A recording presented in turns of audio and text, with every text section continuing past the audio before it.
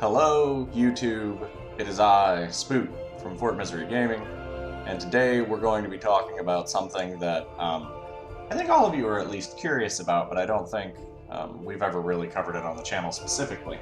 So here on this rainy Florida day, we're going to look at vision cards.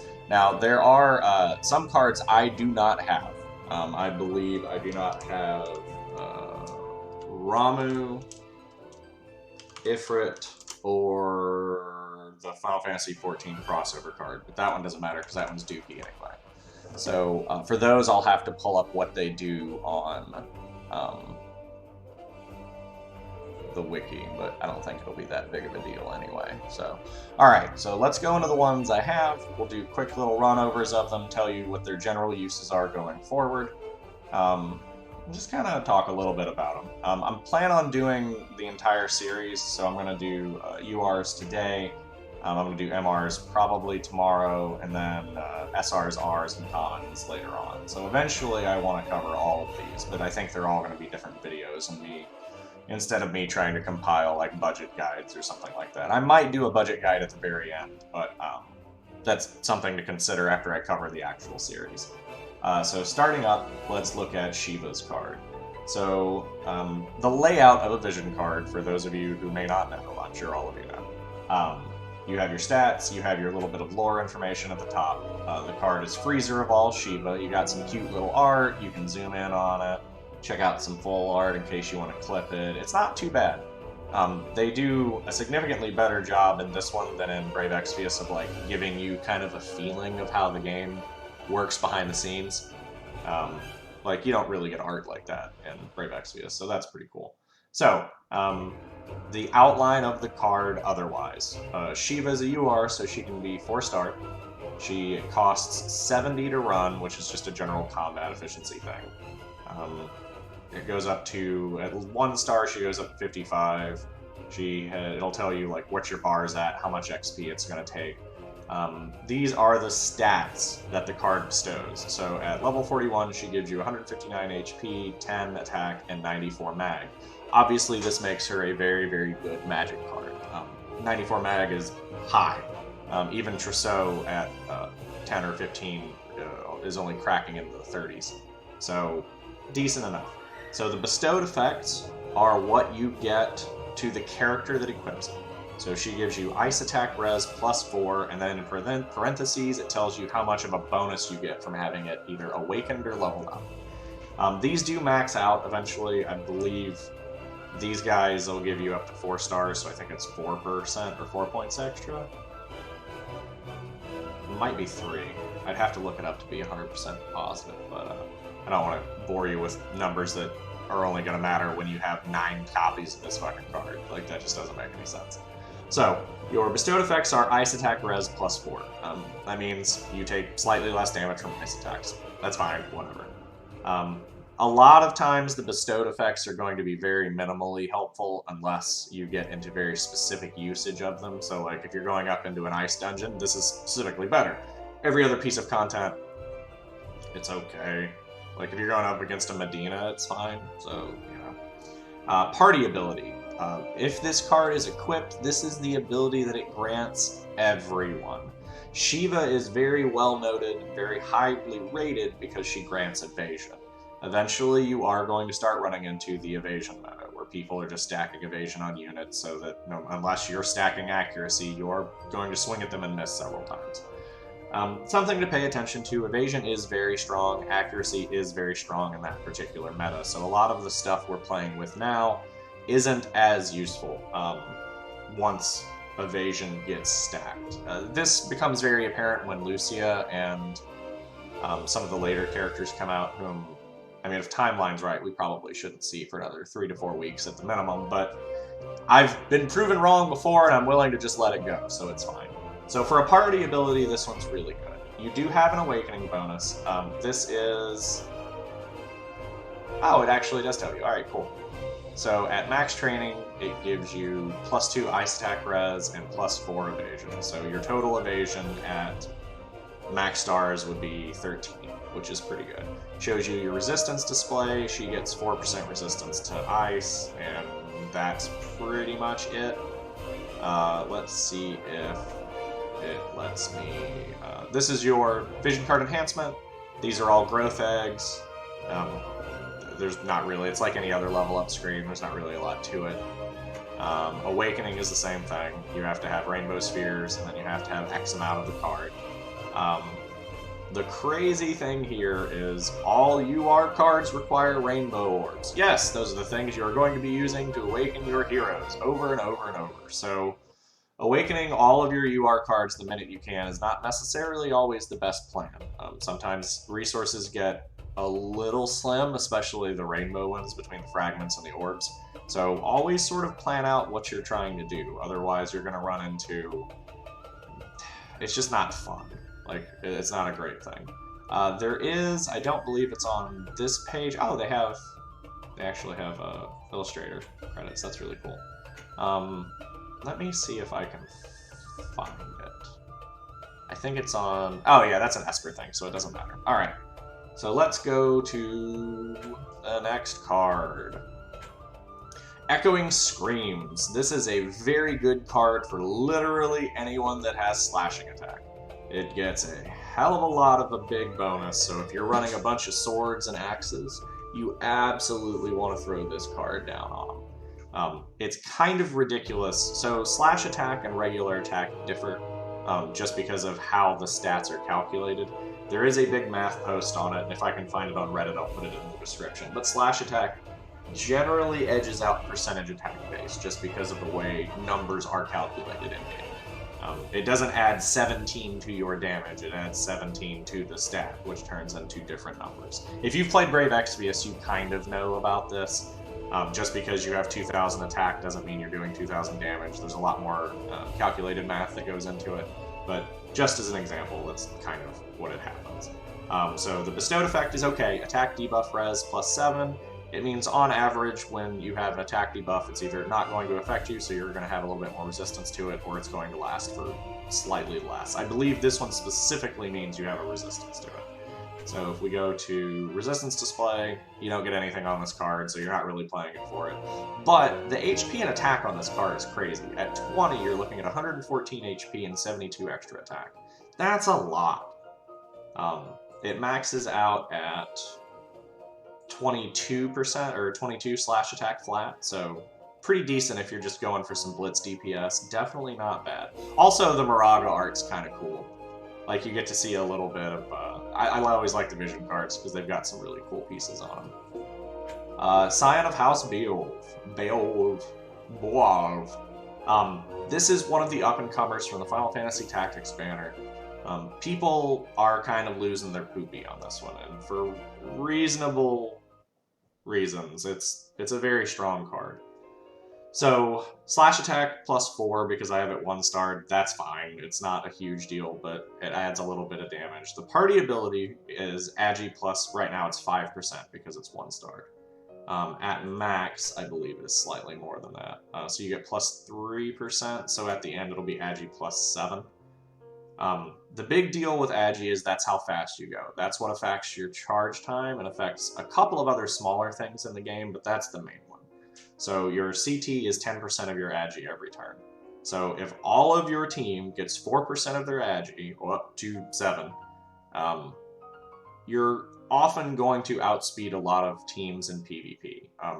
Like, for example, my Yerma in PvP tends to go twice for every one of their tank moves. This can end to a lot of routes in PvP situations like Guild Wars and the arena specifically. It's less useful in PvE. Like, sure, your character's going first is good, but it's not as inconsequential, or it's not as consequential because you're probably going to slap something dead. It doesn't really matter. Tower and raids, it matters a little bit more, especially if you plan on going the steal time route.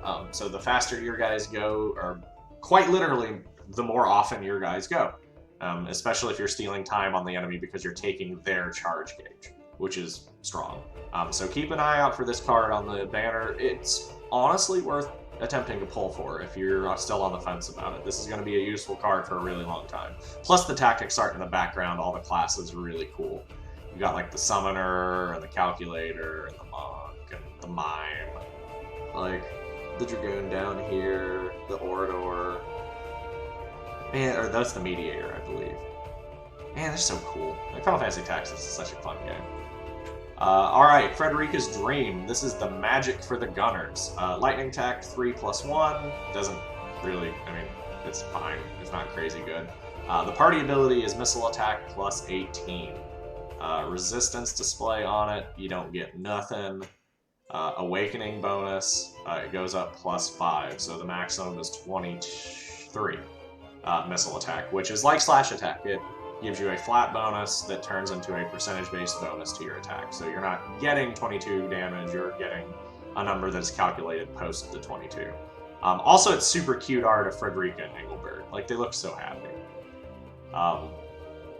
The stats on it are pretty good. Even at 20, you're getting almost 100 HP and 70 attack. Like, 93 and 68 are pretty good. No real use in mag, but that's to be expected. It's a gunner card. Once Lucia comes out, this card's value will go up significantly.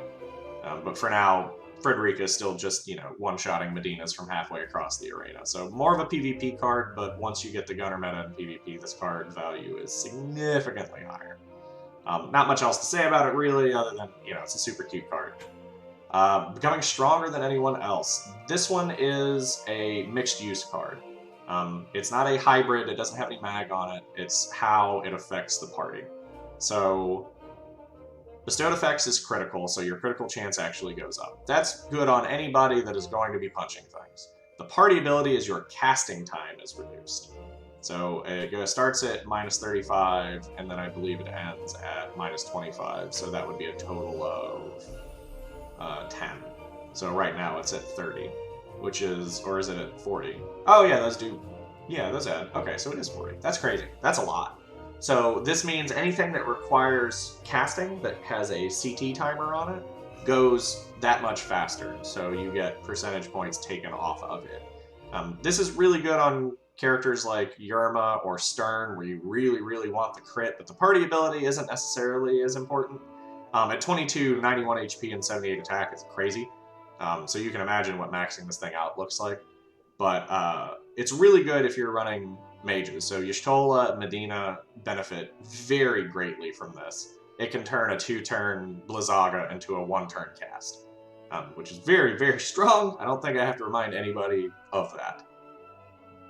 Resistance display, I don't believe... Most of these aren't going to have anything if they're not on the card, unless they're Esper related, and I believe there are only a couple of exceptions to that, and I don't think I have any, so... Trousseau, this is Ye Olde Classic, magic attack plus 16. So that's your party ability. It's good.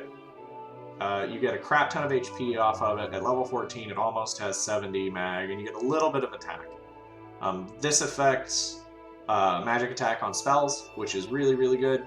I do not believe it has any resistances. Oh, no, it does, because it's got dark attack res. Oh, yeah, so those are directly tied to the bestowed effects. I didn't know if they were bonuses or not. Alright, so we figured that one out. The art's also really cool. You've got, like, what sort of looks like Bahamut and Mashiri getting her Super Saiyan hair on, which is pretty sweet. This one's less useful than Shiva, just because magic attack right now is at a premium, but eventually magic users in PvP are going to be kind of a liability, especially in gunner meta, because you're going to get just the shit shotgun out of you.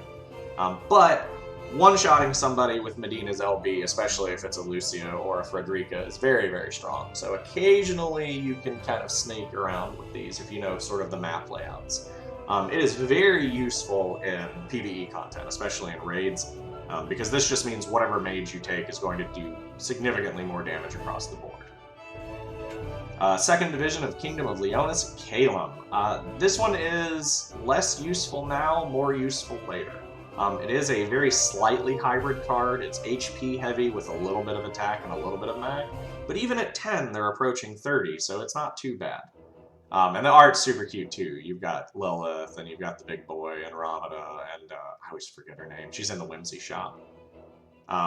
So slash attack res 2, which means you just take less damage from slash attacks, which is pretty good, considering most of your heavy hitters outside of gunners are slashers, with the exception of, like, I don't know, Eld. 10% dex. So this is kind of a weird one. This affects your gunners and your thieves and your ninjas more than it affects your knights and your sword saints and stuff like that. While most characters are strength-based, there are a number of characters that are dex-based. 10% dex to a max of, I believe it's 15. Oh, it's 8. Oh, wow, that's a lot. 18% is a little better. If it maxed at like 13 to 15, not as much. But 18 it edges you up by a point or two usually. So it takes your dex and it gives you 10% of it. So at 80 or 90 dex, you're closer to 100, which factors into a lot of abilities. Flat stats, pretty good. It doesn't have anything that's like too crazy going on, but in gunner meta, this could potentially be very, very good since they use dex for attack instead of strength. Not really much a whole hell of a lot more to say about it. Like I said, the stats on it are very split evenly with the exception of HP, so leveling this one is decent. It's very good for hybrid characters. Rock Cliff Titan Golem. He's a big pile of rocks. So at level 10, he gives you 100 HP. So for tanks, this dude's just well out of his gourd. You get... it starts at 8% max HP for the party ability, and it goes up to 15, so it's 13% max HP is good on some characters, so non-equipped Orlandus and Engelberts are usually maxing out at 22 to 2600, kind of give or take. I don't know the exact numbers, but that sounds ballpark right. So, 13% of that is an extra 200 HP, so that changes. You're surviving a crit. It changes, pretty much negates a lot of extra weakness damage, which is not too terrible. These are very useful. The bestowed effect, Earth Attack Res +3, you're not really going to run into that being an issue. Like, Mont throws rocks for 100 damage. That's not... It's whatever. Like, your secondary stats, your attack and mag on this one aren't great, but your HP is through the roof. So, on top of having a really high HP on the card, you are giving the entire party more HP, which is pretty crazy. Siren, the free card we all got. This one's kind of a less... Man, I wish this card didn't suck. So, Water Attack Res is the bestowed effect, and party ability is Water Attack +15. I don't... You might use it. It's a good stat stick. Like, at level 10, you've got 60 and 40 mag, and it gives you a little bit of attack. It's a very weak hybrid card. But for a free UR, you could have significantly worse.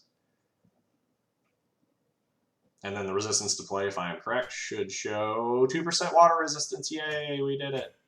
And then that is it for our URs. So just going back to take a look at them. So the other three that I do not have are the Final Fantasy XIV crossover card, which is Portrait of Shadow. You get Dark Attack Res on the effect and Light Attack for the party ability. Not crazy useful. It's fine. Not really impressive by any stretch of the imagination. Ifrit's card, Howl of Ferocious Blaze. At beginner, you get... Let's see. It's something crazy. So maxed out, it's like 50% attack percentage, and then you get 10% fire attack. You get 323 HP on 4-star level maxed out, and then 133 attack. So there are better attack cards, but 50% of you get, if you awaken it all the way, you get 50% of that attack. So you get almost 70 attack on top of that. So just equipping this card to a character gives you almost 200 attack. Actually, yeah, it should give you 67, 60, 68. Should be pretty close. Like, if it doesn't give you 200 attack, it'll give you 1 or 2 shy. Overall, it's a very, very strong card. So at level 1 awakened, at level 55, you get 196 HP and 88 attack, 24% attack percentage for your party ability. That's very strong. Ifrit is kind of... So the card itself is very good. The Esper has obviously its uses. So I'm trying to avoid talking about like what is attached to the vision cards because you get them with Espers. And I don't think that's a fair assessment for anybody, really. And then the other one I do not have is Ramu, Roaring Thunderclap. He's another mag-based one. So he gets Lightning Res up and then mag up. so he's very close to Shiva, except that obviously he doesn't give evade. You do get a percentage of your mag, so he is essentially the mag version of Ifrit. So starting out, you get 20% magic attack as the party ability, and thunder attack res 3. At level 40, it's 125 HP, 44 attack, and 73% magic. That's not very impressive compared to like Shiva or Trousseau as far as flat stats go. But the party getting a percentage of your magic out for the card is very, very strong. And that's pretty much it for our URs. I do plan on doing an entire series on all of these. So, you know, kind of keep an eye out for it. They'll be going in over the next couple of days. And I do believe my soundtrack ran out a couple of minutes ago. So I'll go ahead and let this one go. So hopefully this has helped you out sort of understand. My only warning is that all of your UR cards cost rainbow ores to upgrade. These are finite resources. Eventually we will be getting more, but they are very rare and far and few between. So always be very careful using these. Like especially if you're pulling on the tactics banner and you grab Sid or Ramza, or you grab any of the characters you didn't have already. Like you're gonna need a bunch of those to max out a person. So UR cards are significantly less important than adventurers and heroes, but they still have significant use. Like as you can see from the stats, like flat evade and throwing almost 200 HP and 90 mag onto an attacker is pretty crazy. So that is it for me. Like, comment, and subscribe. Make sure you keep up with us. You can check out my collab pull stream from the other night. I believe it's called Vizior Bonanza or something like that. That was a wild time. It was the luckiest I've ever been in a gacha in my entire life, which was kind of insane. So yeah, make sure to keep up with us. I want to get at least through the common ones by the end of this week. So probably by Friday, I should have all of them up. So keep an eye out during the middle of the day. My upload schedule is usually between 3 to 6. So keep an eye out for them. Go ahead and get a look out. And if there's anything else you want to know about vision cards, like leave comments. Well, I think we have a pretty good conversation with people. So I always try to answer questions if they pop up. And if somebody calls me out on something, or if I'm specifically wrong about something, like I try to get better the next time or figure it out. So, all right, guys, have a good day. Get your pulls in, do your multis, and don't get miserable.